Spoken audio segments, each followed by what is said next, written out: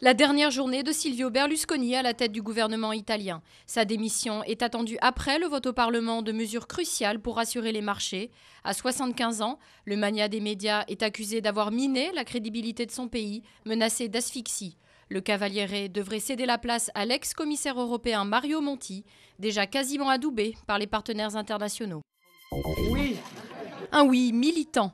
Patrick et Guillaume, couple gay, se sont symboliquement mariés samedi à la mairie de Cabestany dans les Pyrénées-Orientales.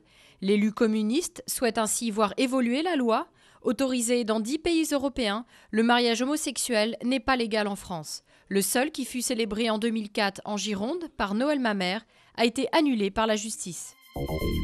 Un sévère camouflet pour Bachar al-Assad. La Ligue arabe suspend l'adhésion de la Syrie et menace le régime de sanctions. C'était l'une des principales revendications de l'opposition. Depuis 10 jours, Damas bafoue le plan de sortie de crise de l'institution panarabe en continuant à réprimer dans le sang la contestation populaire.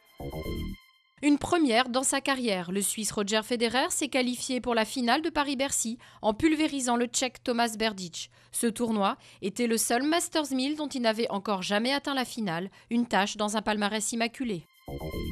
Cette Rolex n'est pas qu'une montre de luxe, elle possède une scie tournante et dévie les balles. C'est elle que Roger Moore, alias James Bond, portait dans le film Vivre et laisser mourir.